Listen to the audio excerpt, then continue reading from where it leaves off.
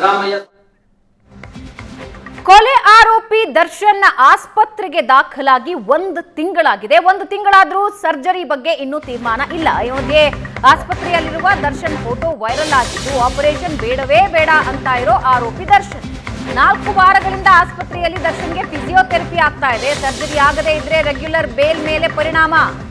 ಮಧ್ಯಂತರ ಜಾಮೀನು ಮುಕ್ತಾಯಕ್ಕೆ 9 ದಿನ ಬಾಕಿ ಉಳಿದಿದೆ.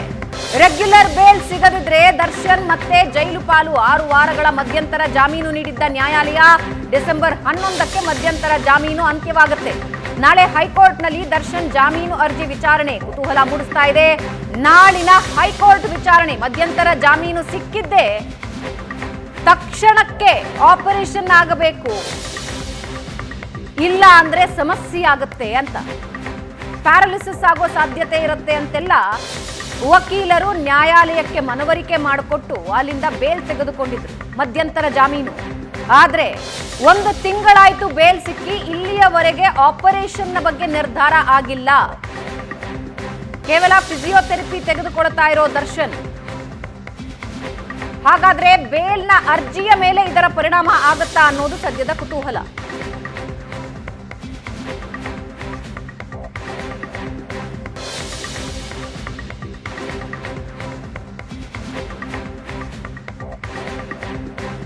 ಬರ್ತಾ ಇರೋ ಮಾಹಿತಿ ಪ್ರಕಾರ ನ್ಯಾಯಾಲಯದಲ್ಲಿ ಮಧ್ಯಂತರ ಜಾಮೀನು ಪಡೆಯುವಾಗ ನೀಡಿದ್ದ ಕಾರಣ ಆಪರೇಷನ್. ಆದ್ರೆ ಈಗ ಆಪರೇಷನ್ ಮಾಡಿಸ್ಕೊಳ್ಳೋದಕ್ಕೆ ಒಪ್ಕೊಳ್ತಾ ಇಲ್ಲ ಅನ್ನೋ ಇನ್ಫಾರ್ಮೇಶನ್ ತಿಳಿದು ಬರ್ತಾ ಇದೆ. ಸದ್ಯಕ್ಕೆ ಫಿಸಿಯೋಥೆರಪಿ ನಡೀತಾ ಇದೆ. 1 ತಿಂಗಳಾಗಿದೆ, ಇನ್ನು 9 ದಿನ ಮಧ್ಯಂತರ ಜಾಮೀನಿನ ಡೆಡ್ಲೈನ್.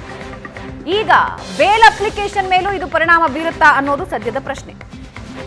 ಈ ಬಗ್ಗೆ ಇನ್ನಷ್ಟು ಡೀಟೇಲ್ಸ್ ಹಂಚ್ಕೊಳ್ತಾರೆ ನಮ್ಮ ಪ್ರತಿನಿಧಿ ಕಿರಣ್. ಸರ್ಜರಿ ಬಗ್ಗೆ ದರ್ಶನ್ ಮತ್ತು ದರ್ಶನ್ ಕುಟುಂಬ ಇದುವರೆಗೂ ಯಾವುದೇ ನಿರ್ಧಾರ ತೆಗೆದುಕೊಳ್ಳೋ ಸಾಧ್ಯತೆ ಇದೆಯಾ? ಒಂದು, ಬೇಲ್ ಅಪ್ಲಿಕೇಶನ್ ಹಾಕಿದ್ದಿದೆ, ಮಧ್ಯಂತರ ಜಾಮೀನಿನ ಅರ್ಜಿ ಹಾಕಿದ್ದಿದೆ, ತಕ್ಷಣಕ್ಕೆ ಆಪರೇಷನ್ ಆಗಬೇಕು, ಇಲ್ಲ ಅಂದ್ರೆ ಪ್ಯಾರಾಲಿಸಿಸ್ ಆಗೋ ಸಾಧ್ಯತೆ ಇದೆ ಅಂತ ಹೇಳಿ ಲಾಯರ್ ವಾದಿಸಿದ್ರು.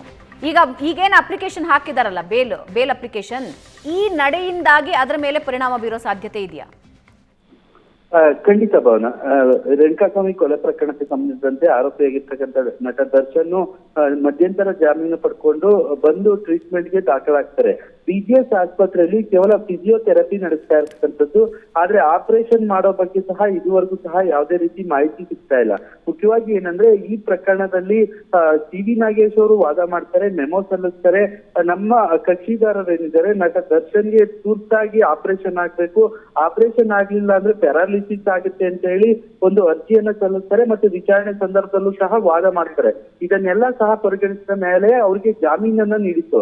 ಆದ್ರೆ ಇದುವರೆಗೂ ಸಹ 4 ವಾರ ಕಳೀತಾ ಇರ್ತಕ್ಕಂಥದ್ದು. ಇದುವರೆಗೂ ಸಹ ಯಾವುದೇ ರೀತಿ ಆಪರೇಷನ್ ಆಗಿರೋದ್ರ ಬಗ್ಗೆ ಸಹ ಯಾವುದೇ ರೀತಿ ಮಾಹಿತಿ ಸಿಗ್ತಾ ಇಲ್ಲ. ಈ ನಡುವೆ ಕೋರ್ಟ್ ನಲ್ಲಿ ಜಾಮೀನು ರೆಗ್ಯುಲರ್ ಬೇಲ್ಗೆ ಸಂಬಂಧಿಸಿದಂತೆ ವಿಚಾರಣೆ ಮಾಡೋ ಸಂದರ್ಭದಲ್ಲೂ ಸಹ ನ್ಯಾಯಾಧೀಶರು ಕೇಳ್ತಾರೆ ದರ್ಶನ್ಗೆ ಆಪರೇಷನ್ ಆಯ್ತಾ ಅಂತ ಕೇಳಿದ ಸಂದರ್ಭದಲ್ಲೂ ಸಹ BP-ಯಲ್ಲಿ ಫ್ಲೆಶ್ ಅಂದ್ರೆ ಸಮಸ್ಯೆ ಇದೆ, ಹೀಗಾಗಿ BP ವೇರಿಯೇಷನ್ ಆಗ್ತಾ ಇದೆ, ಹಾಗಾಗಿ ಇದುವರೆಗೂ ಸಹ ಆಪರೇಷನ್ ಮಾಡಿಲ್ಲ ಅಂತ ಹೇಳ್ತಾರೆ. ಎಲ್ಲೋ ಒಂದ್ ಕಡೆ ಕುಂತು ನೆಪ ಹೇಳ್ಕೊಂಡು ಬಂದು BGS 4th ಫ್ಲೋರ್ನ ಸೂಟ್ ರೂಮ್ ನಲ್ಲಿ ಅವ್ರು ದಾಖಲಾಗಿದ್ದಾರೆ ಅಂತಾನೆ ಹೇಳ್ಬೋದು.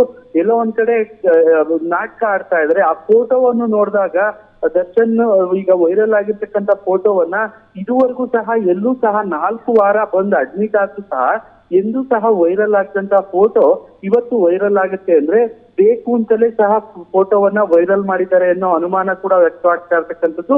ಹೀಗಾಗಿ ಎಲ್ಲೋ ಒಂದ್ ಕಡೆ 4 ವಾರ ಆದ್ರೂ ಸಹ ಇದುವರೆಗೂ ಸಹ ಯಾವುದೇ ರೀತಿ ಆರೋಗ್ಯದಲ್ಲಿ ಏನೇನ್ ರಿಪೋರ್ಟ್ ಕೊಡ್ಬೇಕಿತ್ತು ಮತ್ತೆ ಆಪರೇಷನ್ ಮಾಡ್ಬೇಕಿತ್ತು, ಆಪರೇಷನ್ ಮಾಡಿಲ್ಲ. ಕುಟುಂಬಸ್ಥರು ಹೇಳ್ತಾ ಏನಂದ್ರೆ ಭವಿಷ್ಯದ ದೃಷ್ಟಿಯಿಂದ ನಟ ದರ್ಶನ್ ಈ ಆಕ್ಟಿಂಗ್ ಮಾಡೋದಕ್ಕೆ ಆಗೋದಿಲ್ಲ, ಆಕ್ಷನ್ ಫಿಲಂಗಳಲ್ಲಿ ಆಪರೇಷನ್ ಆದ್ರೆ ಆಗೋದಿಲ್ಲ ಅನ್ನೋ ಕಾರಣಕ್ಕೆ ಫಿಸಿಯೋಥೆರಪಿ ಮಾಡಿಸ್ಕೊಂತಾ ಇದ್ದಾರೆ, ಆಪರೇಷನ್ ಮಾಡಿಸ್ಕೊಂತಾ ಇಲ್ಲ.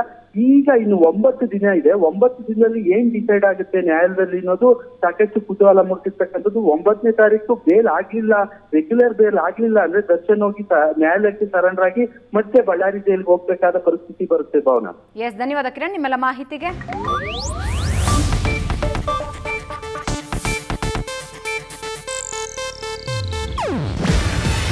ಇದು ಏಷ್ಯಾನೆಟ್ ನ್ಯೂಸ್ ನೆಟ್ವರ್ಕ್ ಪ್ರಸ್ತುತಿ. ನೀವು ನೋಡ್ತಿದ್ದೀರಾ ಏಷ್ಯಾನೆಟ್ ಸುವರ್ಣ ನ್ಯೂಸ್.